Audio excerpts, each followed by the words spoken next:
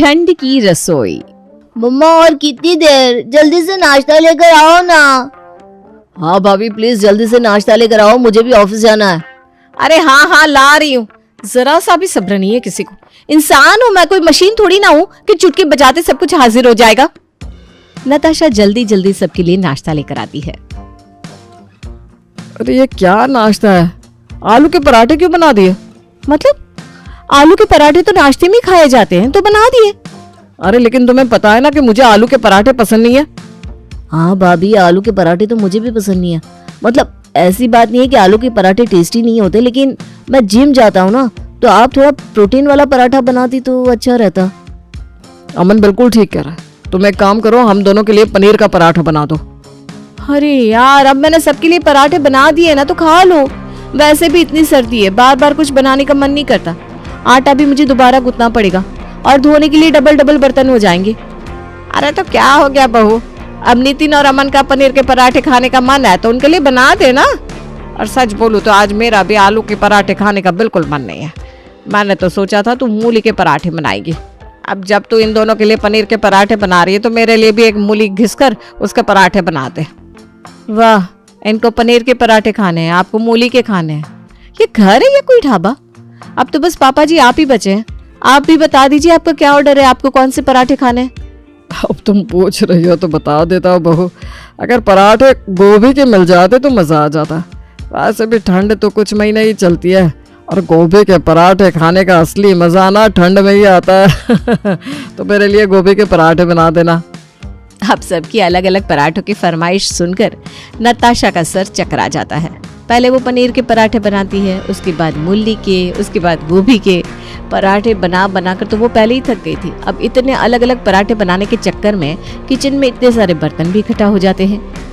हे भगवान, अब इतनी सर्दी में ये इतने सारे बर्तन और धोने पड़ेंगे। कोई काम वाली भी यहाँ पर काम करना नहीं चाहती। पूरा दिन इनका खाना चलता रहता है और पूरा दिन किचन में बर्तन इकट्ठे हुए रहते हैं, ऊपर से बर्तन धोने के लिए ठंडा ठंडा पानी।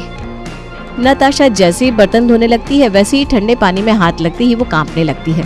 हाय बाप रे बाप, कितना ठंडा पानी है, मुझसे तो इस ठंडे पानी में बर्तन नहीं धुलेंगे। गीजर ऑन करती हूँ। नताशा किचन का गीजर ऑन करती है, लेकिन उसमें गर्म पानी होता ही नहीं।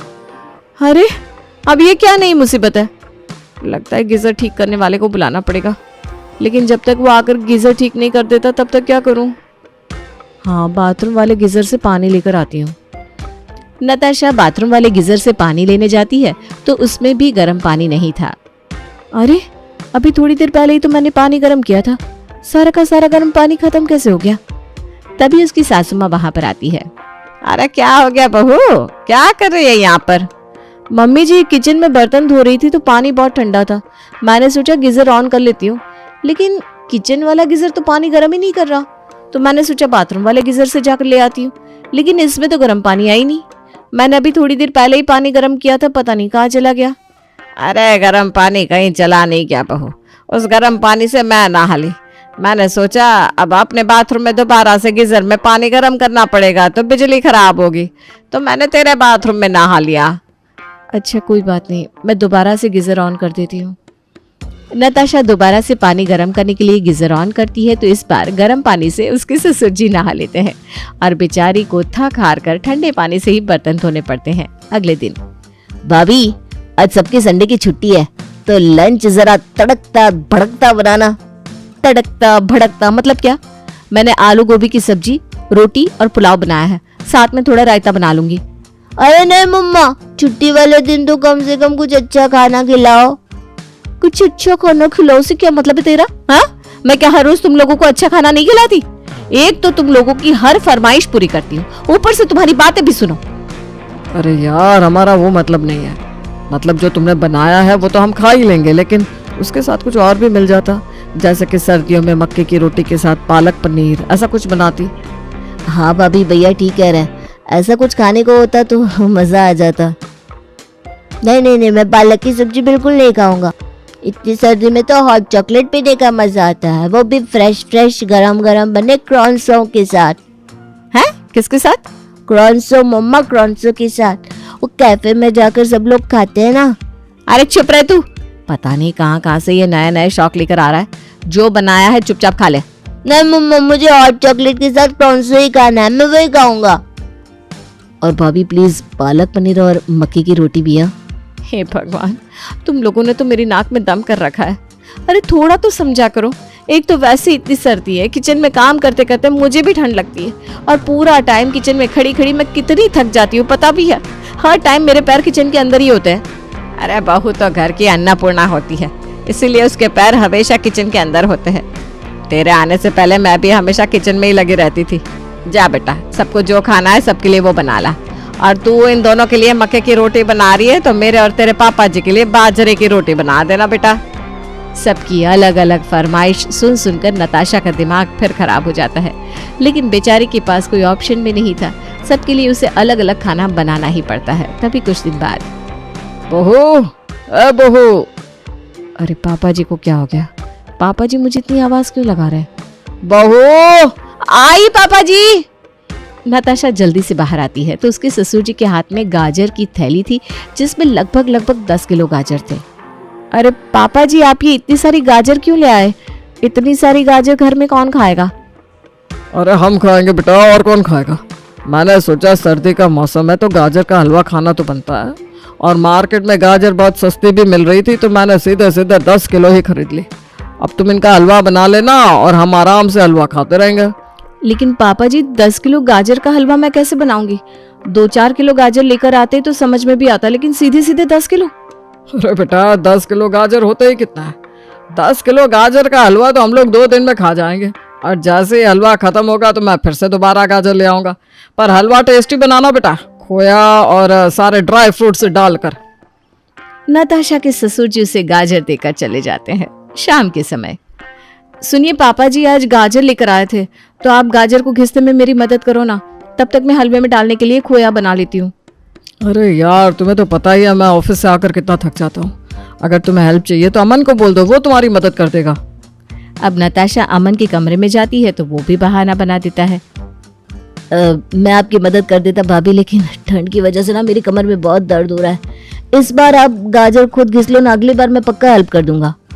नताशा को पता था कि अमन बहाना बना रहा है, लेकिन अब वो करे भी तो क्या करे। बेचारी को अकेले ही सारी गाजर घिसनी पड़ती है, और खोया बनाकर पूरे 5 घंटे की मेहनत के बाद गाजर का हलवा बनकर तैयार होता है। अरे वाह, क्या खुशबू आ रही है गाजर के हलवे की। हाँ बहू, हलवे की खुशबू तो बहुत अच्छी आ रही है, जल्दी से परोस दे।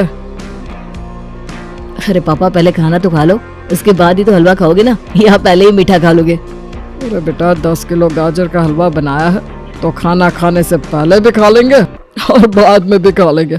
खत्म हो जाएगा तो वो और बना देगी। हाँ हाँ, बहू तो मशीन है ना। ये हलवा बनाते बनाते हाथ पैर कमर पूरी बॉडी में दर्द हो गया, और ये बोल रहे हैं फिर बना देगी। अरे यहाँ पर खड़ी खड़ी क्या सोचने लगी नताशा, खाना सर्व करो। हाँ करती हूँ। अब नताशा सबको खाना सर्व करती है, और खाना देखते ही उसके बेटे का मुंह बन जाता है। मम्मा, ये क्या बना दिया आपने खाने में? क्या बना दिया मतलब? सरसों का साग है, मक्के की रोटी है।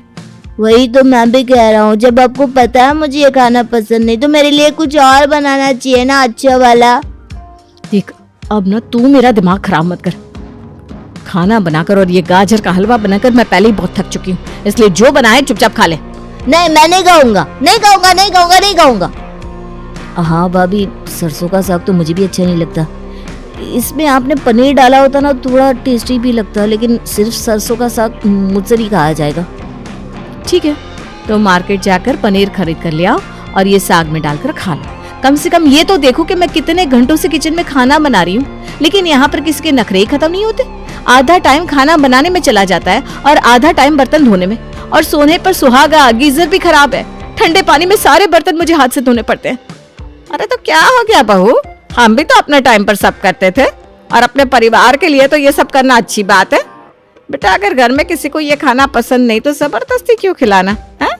तूने इतना सब बना लिया है तो उनकी पसंद का ही बनाती तो उनका मूड खराब ना होता। ये बात सुनकर नताशा का मूड और खराब हो जाता है।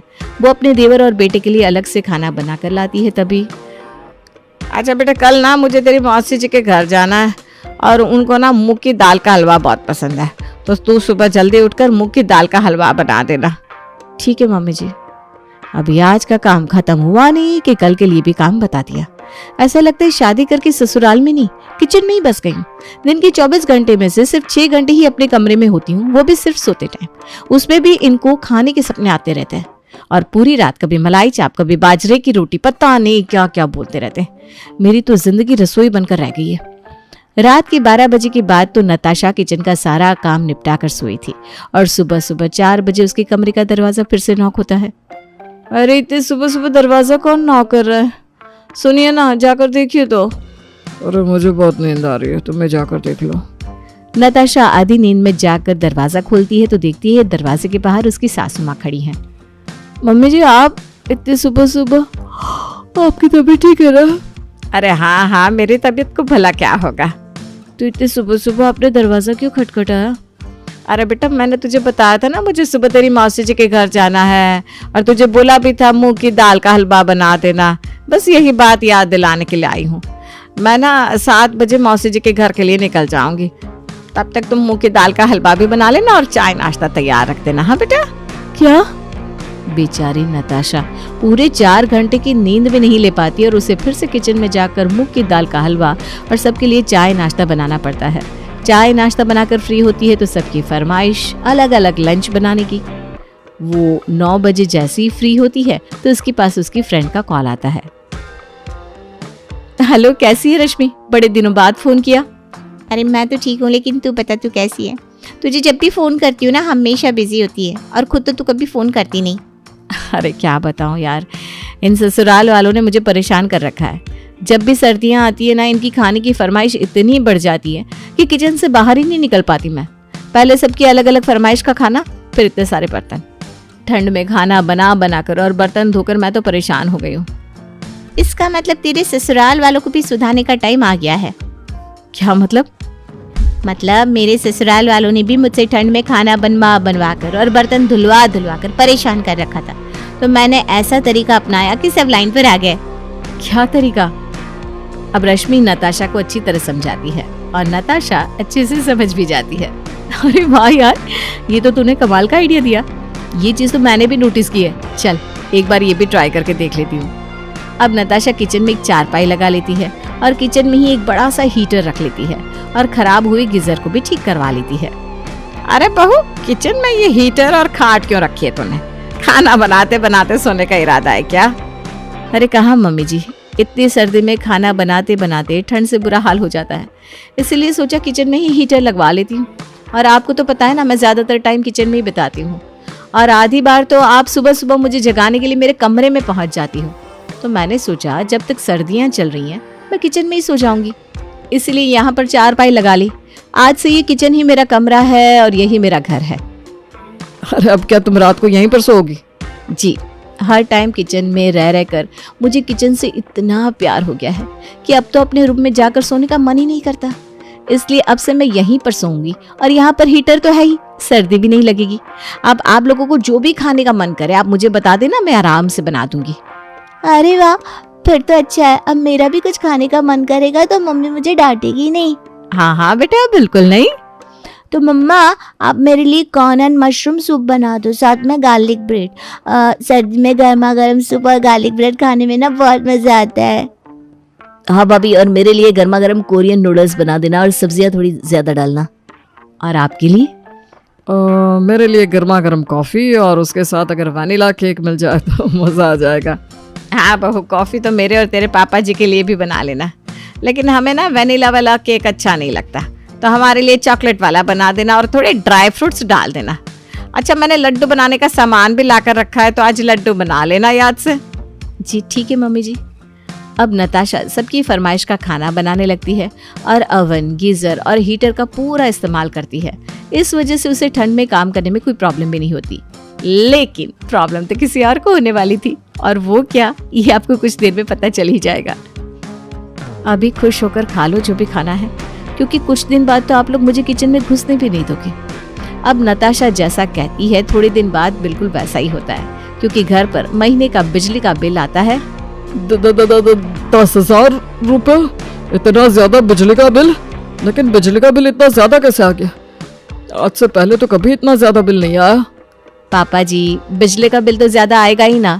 अब आप देखो सर्दियों में आप सबके खाने की कितनी अलग अलग फरमाइशें होती हैं, तो मैं भी तो 4 गुना काम करती हूँ ना, और सर्दी तो मुझे भी लगती है। और इतनी सर्दी में पूरा दिन किचन में ठंड में खाना बनाना, फिर ठंडे पानी में बर्तन धोना मुझसे नहीं हो पा रहा था, तो मैंने हीटर गीजर सब यूज किया। अब आपको टेस्टी टेस्टी खाना खिलाना था, तो किचन में रुकने के लिए कुछ ना कुछ सोल्यूशन तो चाहिए था ना, तो मुझे ये बेस्ट सोल्यूशन मिल गया। अब मुझे इतनी सर्दी में आप सबके लिए अलग अलग खाना बनाने में कोई प्रॉब्लम नहीं होती। अरे बहू, तुम्हारी बात ठीक है, लेकिन बिजली का बिल तो देखो बहुत ही ज्यादा है। अरे अब टेंशन ना लो पापा जी, जब तक सर्दियां आए तब तक बिल थोड़ा ज्यादा आएगा। गर्मियों में तो हीटर और गीजर बंद ही हो जाएंगे ना, और फिर मैं भी आराम से अपने कमरे में जाकर सो जाऊंगी। अरे बेटा, अभी तो सर्दी के पूरे 3 महीने बाकी हैं। अगर पूरे 3 महीने इतना भी लाया तो पैसों का तो भट्टा बैठ जाएगा। एक काम कर, आज से तू सबके लिए एक ही खाना बनाना, और अगर कोई खाना ना खाए तो मुझे बता देना। अरे पापा जी, लेकिन सर्दियां कुछ महीनों के लिए तो होती है, अगर उसमें भी सबको सबकी पसंद की चीज खाने को नहीं मिलेगी तो सब नाराज हो जाएंगे ना। अरे भाड़ में गई सबकी नाराजगी, एक बार बिल देख लिया ना तो सब चुप हो जाएंगे। जैसा मैंने कहा है वैसा ही करना बहू, और कोई कुछ बोलेगा तो मुझे बता देना। नताशा के ससुर जी को तो किसी को कुछ बोलने की जरूरत ही नहीं पड़ती। जब सब बिल देखते हैं तो अपने आप ही उनके होश उड़ जाते हैं, और नताशा किसी को कहे बिना ऐसा पैंतरा खेलती है कि सांप भी मर जाता है और लाठी भी नहीं टूटती। अब सर्दी में नताशा सबके लिए जो बनाती है सब चुपचाप वही खा लेते हैं, और नताशा को किचन में 1 घंटे से ज्यादा रुकने के लिए मना कर देते हैं।